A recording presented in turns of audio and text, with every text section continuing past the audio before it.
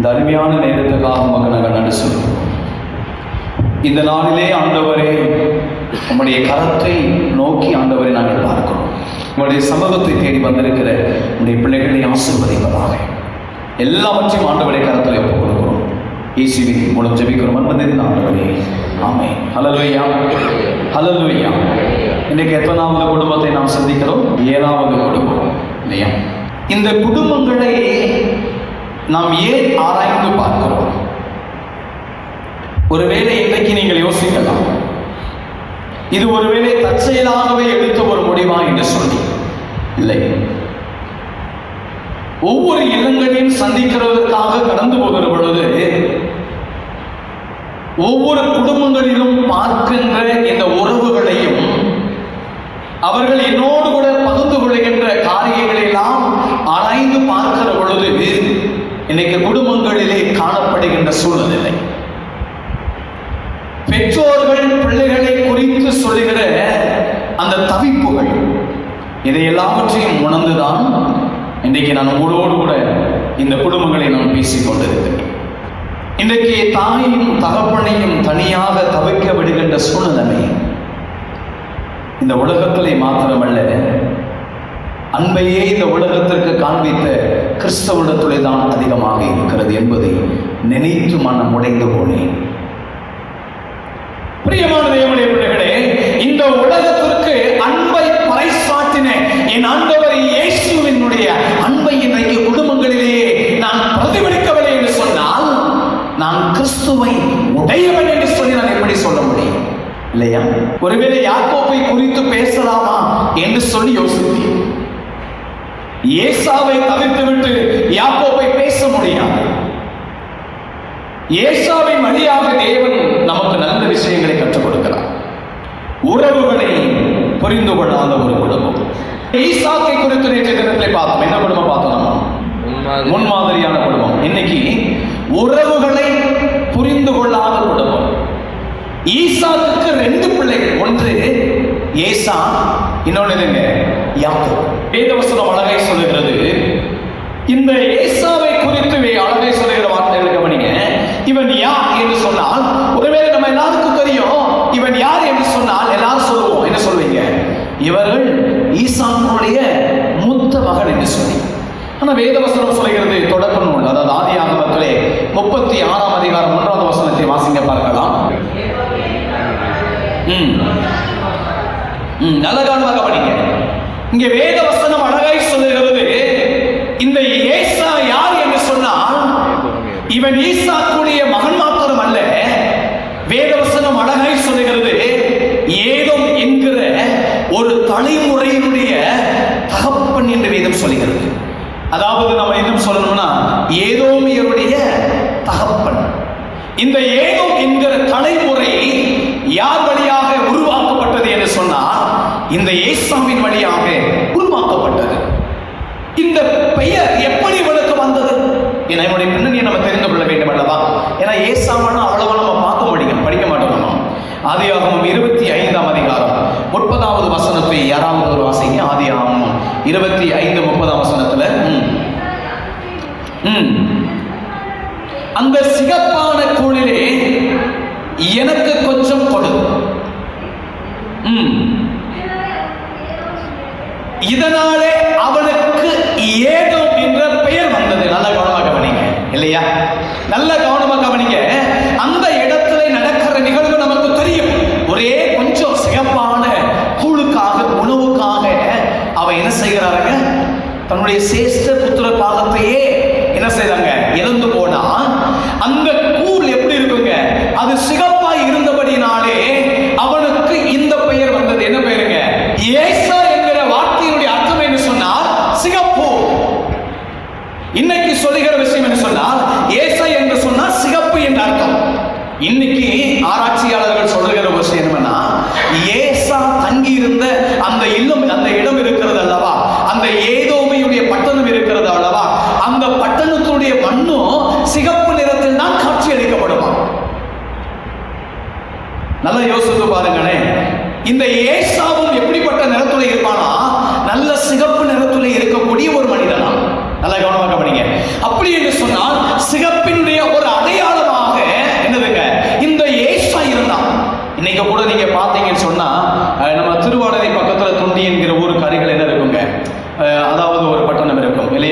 அந்த இடத்துல கூட ஒரு ரத்த சாட்சியா ஒரு தேவ மனிதன் மரித்தார். யாருங்க அவரு? அருளானந்தம் இல்லையா?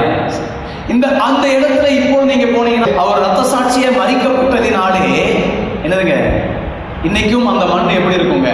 சிகப்பு நிறத்துல அங்க இருக்கும். அதுதான் ரொம்ப அங்க சிறப்பான ஒரு விஷயம். இதெல்லாம் ஏன் சொல்லுகிறேன் என்று சொன்னால், இந்த இடத்துல இந்த ஏசாவுடைய வாழ்க்கை வரலாறை குறித்து 2 இடத்துல சொல்லப்பட்டிருக்கு. ஒண்ணு ஆதியாகமம் 26ஆம் அதிகாரம் 34வது வசனத்துல நீங்க வாசித்து பார்த்தீங்கன்னு சொன்னா, ஏசா 40 வயதான பொழுது ஏத்தியனான பெயருடைய குமாரத்தியாகிய யூதித்தையும் ஏத்தியனாகிய ஏரனுடைய குமாரத்தியாகிய பஸ்மாத்தையும் என்ன செய்தாங்க? விவாகம் பண்ணினான். இதே நேரத்துல நீங்க ஆதியாகமம் 36ஆம் அதிகாரத்துல அந்த 1வது வசனத்துல நீங்க பாத்தீங்கன்னு சொன்னா, அங்கே பார்க்கிற பொழுது அங்கே ஒரு வம்ச வரலாறு சொல்லப்பட்டிருக்கிறது.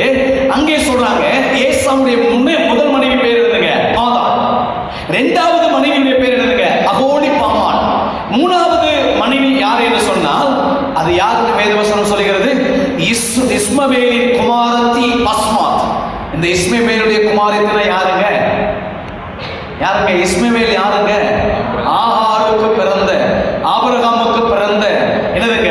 அந்த இஸ்மவேலுடைய குமாரத்தியாகிய பஸ்மாத்தை விவாகம் பண்ணினான். உறவுகளை பாருங்க எப்படி புரியுதுங்களா? இந்த ஏசாவை படிக்கும் போதுதானே நமக்கு இந்த ரிலேஷன்ஷிப் தெரியுது. நிறைய பேருக்கு நம்ம தெரியாது இல்லையா? பிரியமான தேவனுடைய பிள்ளைகளை, இந்த குடும்பத்திலே பார்க்கிற பொழுது அங்கே சில பெயர்கள் போட்டிருக்கும், இங்கே சில பெயர்கள் பெற்றிருக்கும். ஆனா இது ஒருவேளை நீங்க நினைக்கலாம், அங்க என்னடா ஒரு பெயர் போட்டு நீங்க பெயர் போட்டு யோசிக்க வேண்டாம். ஒரு சிலருக்கு 2 பெயர்கள் இருக்கும். சரிங்களா? அந்த அடிப்படையிலே இங்கே பார்க்கிற பொழுது ஏசாவுக்கு 3 மனைவி. பிரியமான தேவனுடைய பிள்ளைகளே, இதிலே முதல் 2 மனைவி யாருன்னு சொன்னா ஏத்தியருடைய வம்சத்தை சேர்ந்தவர்கள். நல்லா கவனமாக கவனிங்க. இவர்கள் எல்லாருமே ஏத்திய வம்சத்தை சேர்ந்தவர்கள். இவர்கள் கானானியர்கள். நல்லா கவனமாக கவனித்துக் கொள்ளுங்கள். இதை நான் ஏன் சொல்றேன் அப்படின்னா, இந்த ஏசாவை அறிந்து கொள்ள வேண்டும் என்றால் அவருடைய திருமண உறவுகளை நாம் நன்றாக அறிந்து கொண்டால் தான் இதை நாம் புரிந்து கொள்ள முடியும். இவர்கள் கானானிய வழிபாட்டை நேசிக்கிறவர்கள், கானானிய தெய்வத்தை வழிபடுகிறவர்கள். இந்த 2 பேரும், முதல் 2 பேரும். அடுத்தபடியாக பார்க்கிறவர்கள் இஸ்மவேல். இவங்க யாருங்க? வாக்குத்தத்தம் பண்ணப்பட்டவர்கள் அல்ல. என்னதுங்க? வாக்குத்தத்தத்திற்கு எதிராக புறப்பட்டவர்கள். கடவுளால் என்னதுங்க? ஏற்றுக்கொள்ளாமல் இருந்தாலும், ஆபிரகாமுக்காக தேவன் அவர்களை ஆசீர்வதித்தாலும் அல்லவங்க தேவனுடைய சமூகத்திலிருந்து என்ன பண்ணாங்க? ஒதுக்கப்பட்டவர்கள் என்று சொல்லலாம். அப்படிப்பட்ட அந்நிய தெய்வத்தை தேவனாலே புறக்கணிக்கப்பட்ட கானானிய வம்சத்தை சேர்ந்த பிள்ளைகளை இந்த ஏசா என்ன செய்கிறாங்க? திருமணம் செய்து கொள்கிறார். ஏன்? ஆதியாகமம் 28ஆம் அதிகாரம் 1ஆம் வசனத்தை நீங்க வாசிங்க பார்க்கலாம். நல்ல ஈசாக்கு யாக்கோபை அழைத்து, நல்ல கவனிக்க, நீ கானானியருடைய குமாரத்திகளிலே என்ன செய்யக்கூடாதுங்க? பெண் கொள்ளக்கூடாது. வேத வசனத்தை நல்ல கவனமாக கவனித்து பாருங்க. இங்க யாக்கோபுக்கு ஈசாக்கு சொல்லுகிற முதல் வார்த்தை என்ன தெரியுமா? எந்த சூழ்நிலைகளிலும் நீ என்ன செய்யக்கூடாதுங்க? கானான் தேசத்துல இருக்கிற பெண்களை நீ திருமணம் செய்யக்கூடாது. ஏன்னா அவங்க யாரு தெரியுமா? இந்த யெகோவாவை நேசிக்காதவர்கள். அவர்கள் எல்லாரும் கானானிய தெய்வத்தை வழிபடுகிற பிள்ளைகள். நல்ல கவனமாக கவனிங்க. அன்றைக்கே தன்னுடைய பிள்ளைகளுடைய திருமண வாழ்வை குறித்து, அவருடைய எதிர்கால வாழ்வை குறித்து நன்றாய் திட்டமிட்டு ஆலோசனை தருகிற நல்ல ஒரு தகப்பன் யாருங்க? இந்த ஈசா. 28ஆம் அதிகாரத்தில் 6வது வசனத்தை வாசிங்க. ஆசீர்வதிக்கையிலே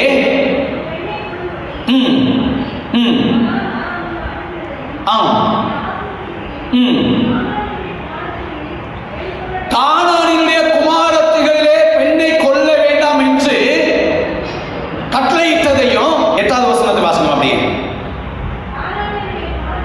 கானானியருடைய குமாரத்திகள்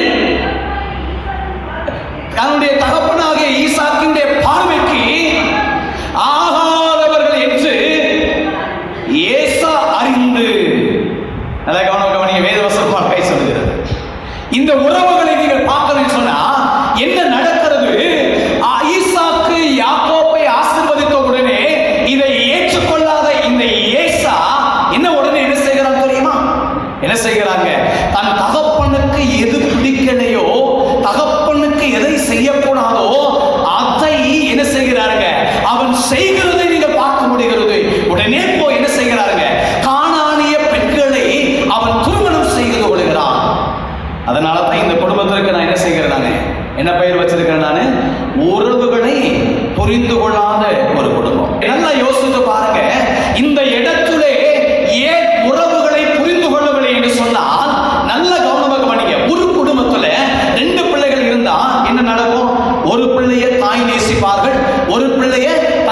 அதிகமாக நேசிப்பார். இது எல்லா வகையிலும் உலகத்திலே காணப்படுகிற வழக்கு. வேத வசனத்திலே பார்க்கிற பொழுது இங்கே ஈசாக்கு யாரை நேசித்தாங்க? யாரை நேசித்தாங்க? ஏசாவை நேசித்தான். யாக்கோப்பை அதிகமா நேசித்தது யாருங்க? ரெபெக்கா. இன்னைக்கும் அதேதான் இன்னைக்கு நடந்து கொண்டிருக்கிற ஒரு விஷயம். பிரியமான தேவனுடைய பிள்ளைகளே, ஒரு விஷயத்தை நல்ல கவனம் கவனிங்க. ஈசாக்கு யாரை ஆசீர்வதிக்க வேண்டும் என்று எண்ணினார்? யாக்கோப்பை அல்ல, ஏசாவை. ஆனால் இங்கே அவன் செய்கிற ஒரு காரியத்தை பார்க்கிற பொழுது தன்னுடைய தகப்பனுடைய மனதை சரியாக புரிந்து கொள்ளவில்லை. நல்ல கவனமாக படிங்க. நிறைய நேரங்களில் இப்படிதாங்க பிள்ளைகள் தங்களுடைய பெற்றோருடைய மனநிலையை சரியாக புரிந்து கொள்ளாமல் ஒரு தவறான முடிவு எடுப்பதனுடைய விளைவு என்ன நடக்கிறது என்பதை தான் இன்னைக்கு உங்களோட பேச போகிறேன். நல்ல கவனமாக படிங்க. எந்த ஒரு தாயும் தகப்பனும் தான் பிள்ளை என்னதுங்க ஆசீர்வாதமாய் இருக்கக்கூடாது என்று சொல்லி ஒருபோதும் எண்ணுவதில்லை. அன்னைக்கு பிள்ளைகள் என்ன பண்றது தெரியுமா? சில நேரங்களில் சில சூழ்நிலைகள் நிமித்தமாக நடக்கிற காரியங்களை எல்லாம் பார்க்கிற பொழுது இன்றைக்கு அவர்களாகவே என்ன செய்கிறாங்க? ஒரு முடிவை எடுத்து பெற்றோருக்கு எதிராக செயல்படுவதை பார்க்க முடிகிறது. பிரியமானவர்களே, இன்னைக்கு நம்ம குடும்பத்தில் இதுதான் நடந்து கொண்டு இருக்கிறது. இதை வேத வசனத்தில் நீங்க நல்ல வாசத்தை நீங்க பார்த்தீங்கன்னு சொன்னா 3 விஷயத்தை நீங்க நான் சொல்ல போறேன். நல்லா நீங்க கவனித்து நீங்க வாசத்தை பாருங்க. ஆதியாகமம் 27ஆம் அதிகாரம் 46வது வசனத்தை வாசிங்க. 3 காரியத்தை நான் உங்களோடு கூட பகுதியில் நான் பேச சொல்றேன். வாசிங்க. பின்பு ரெபெக்காள் ஈசாக்கை நோக்கி நல்ல கவனிங்க. இங்க சொல்றாங்களே, ஏத்தியனுடைய பிள்ளைகளுடைய குமாரத்துகள் நிமித்தம் என் உயிர் எனக்கு வெறுப்பாக இருக்கிறது. இந்த தேசத்து பெண்களாகிய ஏத்தியர் நிமித்தம் ஒருவேளை யாக்கோப்பும் இதை போல செய்வானால் எனக்கு என்னுடைய உயிர் இருந்து என்ன? யார் சொல்றாங்க? நல்ல கவனம். யார் சொல்றாங்க? ரெபெக்காள் யாருக்கு சொல்றாங்க? யார் சொல்லுங்க? இப்போ இந்த குடும்பத்தை அப்படியே பார்த்தீங்கன்னா இப்போ என்ன பிரச்சனை? மாமனாரும் மாமியாரும் யாரை குறிச்சு பேசுறாங்க? சொல்ல மாட்டீங்களே. மருமகளை குறிச்சு பேசுறாங்க. நல்ல கவனம் கவனிங்க. இங்கே காணப்படுகிறது மாமியாருக்கும் மருமகளுக்கும் இருக்கிற இந்த அழகான உறவு. இன்னைக்கு இந்த கால வேளையிலே ஆராய்ந்து பார்க்கிற ஒரு காரியம் இதுதான். மாமனார் மாமியார் மருமகள் இந்த உறவு எப்படிலாம் இன்னைக்கு இருக்கிறது. இன்னைக்கு அதெல்லாம் கொஞ்சம் அப்படி டச் பண்றேன். கொஞ்சம் கஷ்டமா தான் இருக்கும். என்னதுங்க? கொஞ்சம் கஷ்டமா தான் இருக்கும். நல்ல கவனமாக கவனிங்க. ஒருவேளை மாமியாரை குறித்து கொஞ்சம் உயர்வா நம்ம பேசும் பொழுது உடனே மாமியார் மார்களா சந்தோஷப்பட வேண்டாம். நீங்களும் மருமகளாய் இருந்து சொல்லுங்களேன், வந்தவங்க நீங்களும் சும்மா இருந்திருக்க மாட்டீங்க. நல்லா புரிந்து கொள்ள வேண்டும். நல்ல கவனமாக கவனிங்க. ஆனாலும் சில காரியங்களை உங்களோட நான் பகிர்ந்து கொள்ள விரும்புகிறேன். முதலாவதாக, இந்த குடும்பத்திலே உறவுகளை சரியாக புரிந்து கொள்ளாதவனுடைய விளைவு என்னவென்று சொன்னால், வேத வசனம் அழகாய் சொல்லுகிறது. என்ன அப்படின்னா, இங்க என்ன நடக்கிறது அப்படின்னு சொன்னா, முதலாவதாக மனதிலே வெறுப்பை உண்டாக்கிய குடும்பம். முதல்ல குறிப்பு என்னதுங்க? சொல்லுங்க. முதல் வசனம் என்ன சொல்லுங்க? அந்த வசனத்தை மறுபடியும் வாசிங்க. என் உயிர் எனக்கு வெறுப்பாக இருக்கிறது. நல்ல கவனமாக கவனிங்க. இங்க வேத வசனத்தை நீங்க வாசித்து பாருங்களேன். ஆதியாகமம் 27ஆம் அதிகாரம் அந்த முதல் வசனத்தை நீங்க வாசித்து பார்த்தீங்கன்னா, ஈசாக்கு முதிர் வயதினாலே கண்கள் இருளடைந்து பார்வையற்ற ஒரு நிலை. நல்ல கவனமாக கவனிங்க. இப்போ என்ன நடக்குது அப்படின்னா, நல்லா நீங்க அப்படியே கொஞ்சம் கற்பனை பண்ணி பாருங்க. ஈசாக்குக்கு பார்வை இல்லை. நல்ல கவனமாக கவனிங்க. அவனுடைய கண்கள் மறைக்கப்பட்டு போய் இருக்கிறது. அப்போ ரெபெக்காளுடைய நிலைமை எப்படின்னு சொல்லி தெரியல. இப்போ இந்த வயதான காலத்திலே இந்த பெற்றோர்கள் தன்னுடைய பிள்ளையை குறித்தும் மருமகளை குறித்தும் என்ன செய்கிறாங்க? பேசுறாங்க. என்ன பேசுறாங்க? என்ன பேசுறாங்க சொல்லுங்களேன். யாரை பற்றி பேசுகிறாங்க? மருமகளை பற்றி பேசுறாங்க. இன்னைக்கு ஒருவேளை அவ மருமகளை குறித்து சாட்சி கொடுக்கிறாங்க. இன்னைக்கு நிறைய நேரங்களில் இன்னைக்கு குடும்பத்துல மருமகளை குறித்து நல்ல சாட்சியை கொடுக்கிற எத்தனை பேர் இன்னைக்கு இருக்கிறாங்க? நம்ம கொஞ்சம் ஆராய்ந்து பார்க்க வேண்டும். என்று சொன்னால் குடும்ப உறவுகளைத்தான் இன்னைக்கு நம்ம ஆண்டவர் சரி செய்ய விரும்புகிறார். நம்முடைய குடும்பங்களுக்குள்ளே காணப்படுகிற சூழ்நிலைகளை பாருங்களேன். இன்றைக்கு என்ன யோசிச்சிருப்பாங்க? 2 பேரும் பேசுறாங்க. ஒருவேளை பைபிள் அதிகமா இருக்கலாம். வயசான காலத்துல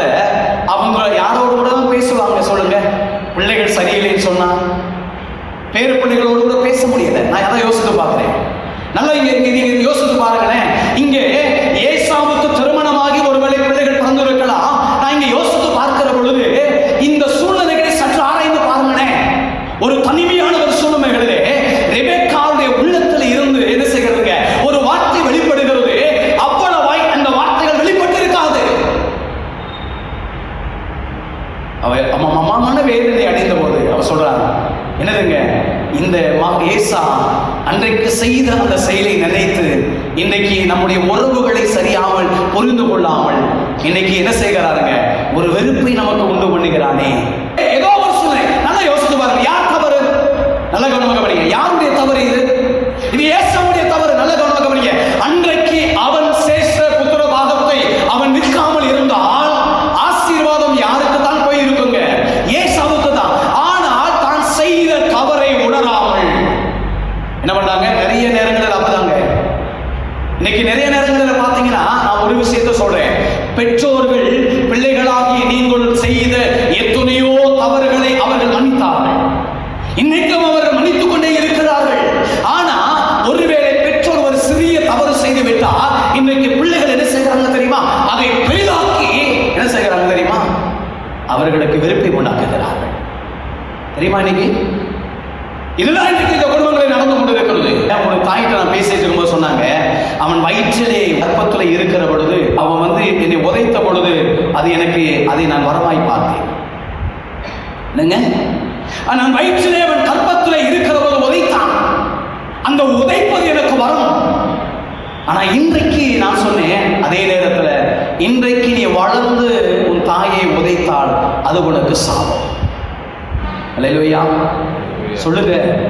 ஒருவேளை அது அன்றைக்கு வரும். இன்றைக்கு எப்படி இருக்கு யோசித்து பாருங்க. வயதான காலத்திலே தாயையும் தகப்பனையும் தவிக்க விடுகிறோமா? இன்னைக்கு நல்லா நீங்க ஆராய்ந்து பார்க்க வேண்டும். ஒரு விஷயத்தை நான் சொல்லுகிறேன், கேட்டுக்கோங்க. ஒருவேளை தன்னுடைய தாயும் தகப்பனும் சில நேரங்களில் நம்மை புரிந்து கொள்ளாமல் கூட இருக்கலாம். ஆனால் அதற்காக நாம் அவர்கள் என்ன செய்கிறார், நம்மை வெறுக்கின்ற அளவிற்கு அவருடைய மனதை நம்ம என்ன செய்யக்கூடாதுங்க, உருவாக்கி விடக்கூடாது. ஒருவேளை நம்முடைய குடும்பத்தில் அப்படிப்பட்ட நிலைகள் இருந்தாலும் சரி, அவர்கள் நம் மீது வெறுப்பை காட்டினாலும் சரி, நம்மளை நேசிக்கவில்லை என்று சொல்லி நாம் ஒரு நாளும் அவர்களுக்கு என்ன செய்யக்கூடாதுங்க, வெறுப்பை காண்பிக்கக்கூடாது. ஏன் என்று சொன்னால் அது நமக்கல்ல, நம்முடைய பிள்ளைகளுக்கு அது சாபமாய் மாறிவிடும். நான் யோசித்து பார்த்தேன், இவங்க பேசும்போது என்ன பேசிருப்பாங்க, கற்பனை பண்ணி பார்த்தேன். என்ன கற்பனை தெரியுமா? ரெபெக்காவுடைய அந்த வரவை நான் நினைத்து பார்த்தேன். நேற்று பார்த்தோம் இல்லையா? என்ன பார்த்தோமோ, முக்காடிட்டு கல்லறைக்கு போன உடனே பாருங்க, உங்க அம்மாவை பத்தி எனக்கு தெரியாது, உங்க அம்மா யாரு நான் பார்த்தது கூட கிடையாது. ஆனா நீங்க கல்லறைக்கு போன பொழுது நானும் வந்தேன். ஏன் சரிமா? நான் உங்களை ஏற்றுக்கொண்டது போல உங்களுடைய குடும்பத்தை நான் ஏற்றுக்கொண்டதுடைய அடையாளம். நான் உங்க குடும்பத்தை நேசித்தேன், அன்பு செலுத்தினேன். ஆனா இன்னைக்கு நம்ம பிள்ளைங்க நம்மளை போல இல்லையே. வேத வசனம் அழகை சொல்லுகிறது, இங்கே வெறுப்பை உண்டாக்கினார்கள். உறவுகளை சரியா புரிந்து கொள்ளலைன்னா என்ன ஆகுங்க? என்ன சொல்லுங்க, என்ன ஆகுங்க? உறவை சரியா புரிந்து கொள்ள இந்த உலகத்துல தாயும் தகப்பனும் என்கிற உறவு என்ன தெரியுங்களா, ஒண்ணுதாங்க. மற்ற உறவுகளெல்லாம் நீங்க பார்த்தீங்கன்னா நிறைய இருக்கும். இன்னைக்கு நான் உங்களுக்கு சொல்லுகிற ஒரே ஒரு விஷயம் என்ன தெரியுமா? வெறுப்பு அடைகின்ற அளவுக்கு என்னதுங்க, வெறுப்பா இருக்கு அப்படின்னு அர்த்தங்க. வெறுப்பு அடையக்கூடிய அளவிற்கு அங்க என்னதுங்க, அங்கே துன்பம். நான் நினைக்கிறேன் இந்த இடத்துல இங்க ரெபெக்காள் சொல்லும் பொழுது எப்பயுமே பொதுவாகவே யாரைத்தான் சொல்லுவாங்க, இங்க யாரை சொல்றாங்க?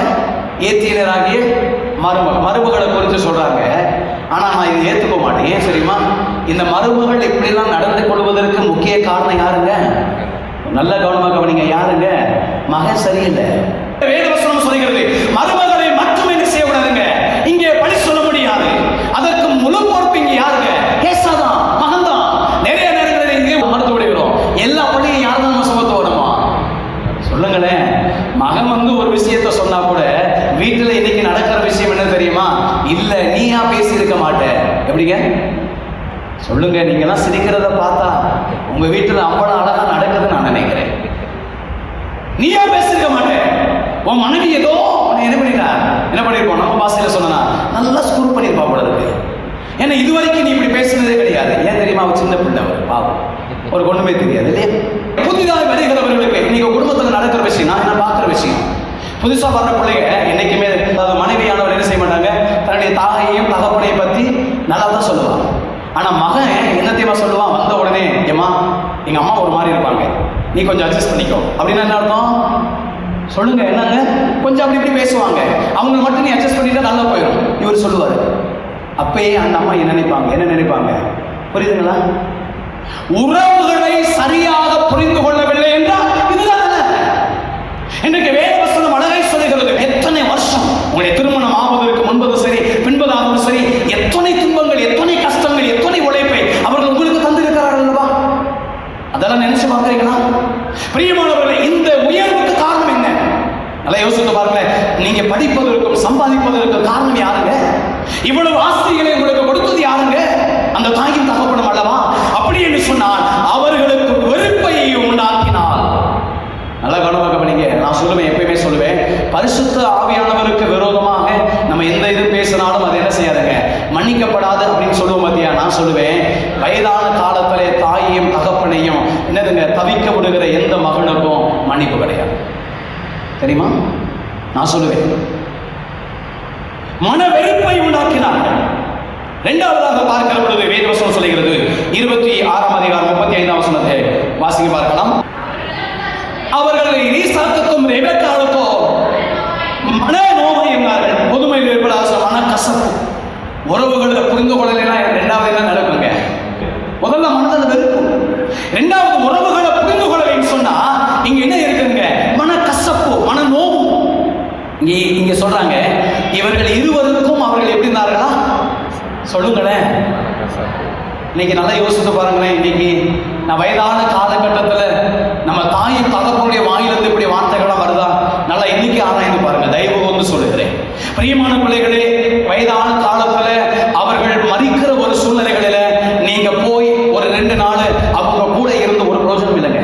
முடிஞ்ச உடனே பெரிய விருந்து என்னதுங்க, 500 பேருக்கு 600 பேருக்கு நல்ல விருந்து. அதுக்கு முன்னாடி என்ன பயனுங்க? நீங்கள் மனிதர்களை ஏமாற்றலாம், தேவனை ஏமாற்ற முடியாது. நல்ல கவனமாக கவனித்துக் கொள்ளுங்கள். இந்த உலகத்திலே அவர்கள் இருக்கிற வரை, கடைசி வரை அவர்களை பாதுகாப்பதும் காப்பாற்றுவதும் பெற்றோர் என்னதுங்க, பிள்ளைகளுக்கு ஆண்டவர் கொடுத்திருக்கிற மிகப்பெரிய ஒரு உன்னத சாக்கியம் என்பதை உணர்ந்து கொள்ளுங்கள். ஹல்லேலூயா. இதெல்லாம் பிள்ளைகளுக்கு சொல்றது, அதுதான் சொல்றேன், அழைத்து வாருங்கள் சொல்றேன். நீங்க பார்க்கிற ஒரு விஷயம் நல்ல கவனமாக, மனக்கசப்பு. நான் இன்னைக்கு ஒரே ஒரு விஷயத்தை நான் கேட்கிறேன். நான் மாமியாரையும் மருமகளையும் ஒரு 5 நிமிஷம் தனியா உட்கார்ந்துட்டு பிள்ளை அப்படியே கொஞ்சம் வெளியே போயிட்டு வாங்க பார்க்கலாம், பேச விட்டுட்டு போங்க, என்ன நடக்குங்க? மௌனமா இருக்கிறத பார்த்தா எனக்கு பயமா இருக்குது. இது எல்லா குடும்பத்துக்கும் பொருந்தாது. நான் அதை பேச சொல்றேன் நான், சரிங்களா? இன்னைக்கு ஒரு 5 நிமிடம் அவர்களை தனியா உட்கார்ந்து கொஞ்சம் சந்தோஷமா பேசுங்க, 2 பேரும் மனம் வச்சுட்டு பேசுங்க அப்படின்னு சொன்னா பேசுவாங்களா? பேச முடியுமா? சொல்லுங்கம்மா, பேச முடியுமா? இங்க எல்லா இடத்துலையும் வருகிற பொழுது நம்ம உங்களுடைய முகத்தை பார்க்கும்போதே தெரியுது அந்த கஷ்டம் எல்லாம். புரியுதுங்களா? இங்கே வேதவசனம் சொல்லுகிறது, உறவை புரிந்து கொள்ளாதீங்கனாலே என்ன வந்ததுங்க? இருவர்களுக்கும் மன நோவு வந்தது. ஒரு நாள் நீங்களும் என்ன செய்வீங்க? மாமியாரை மாறுவீர்கள், மறந்துடாதீங்க. மருமகளா இருக்கிற நீங்க அப்படியே மருமகளாவே நீங்க இருப்ப நினைக்காதீங்க. நீங்களும் ஒரு நாள் என்ன பண்ணுவீங்க? பிள்ளை என்னதுங்க, பெற்றவங்க 8 அடி பாய்ந்தா பிள்ளை குட்டி என்ன செய்யுங்க? அப்ப அந்த நிலைமை தான் உங்களுக்கு வரும். கவனமாக கவனிச்சுக்கோங்க. இன்றைக்கு அதை தான் உங்களுக்கு சொல்லுகிறேன். ஏசா என்கிற உறவை பார்க்கிற பொழுது நான் வேகமா சொல்லி முடிக்கிறேன். முதலாவது என்னதுங்க, இங்கே மனதில் வெறுப்பை உண்டாக்கின குடும்பம். இரண்டாவது என்னங்க, மன நோவை உண்டாக்கின கடகம். கடைசியாக ஒரு காரியத்தை சொல்லி நிறைவு செய்கிறேன். ஆதியாகமம் 27:46 கடைசி வார்த்தை நீங்க பார்த்தீங்கன்னு சொன்னா, என் உயிர் இருந்து என்ன ஆகுது? இங்க கடைசியா சொல்றாங்க, எதிர்காலத்தை குறித்த ஒரு பயம். என்னதுங்க? எதிர்காலத்தை குறித்த, எதிர்கால வாழ்வை குறித்த ஒரு பயம், வாழ்க்கை குறித்த ஒரு பயம். இன்னைக்கு நிறைய நேரங்களில் இந்த வயதான காலத்துல எதிர்காலத்தை குறித்து நம்ம பெற்றோர்கள் என்ன செய்து கொண்டு இருக்கிறாங்க? கவலையோடு கூட இருக்கிறாங்களா? சற்று எந்திரிச்சு பாருங்க. வேதவசனம் சொல்லுகிறது, ஒருவேளை யாக்கோப்பும் அப்படின்னு என்ன அர்த்தங்க? சொல்லுங்க. யாக்கோப்பும் ஒருவேளை அவளுக்கு வந்த மருமகனும் ஒருவேளை இப்படியெல்லாம் இருந்திருந்தா நாங்க என்ன செய்ய போதும்? அதுக்கு நான் வாழ்வதை விட நாங்க என்ன செய்வதுங்க? ஏன் நாங்க மறித்து விடுவதே நல்லது. நல்லா யோசித்து பாருங்களேன்.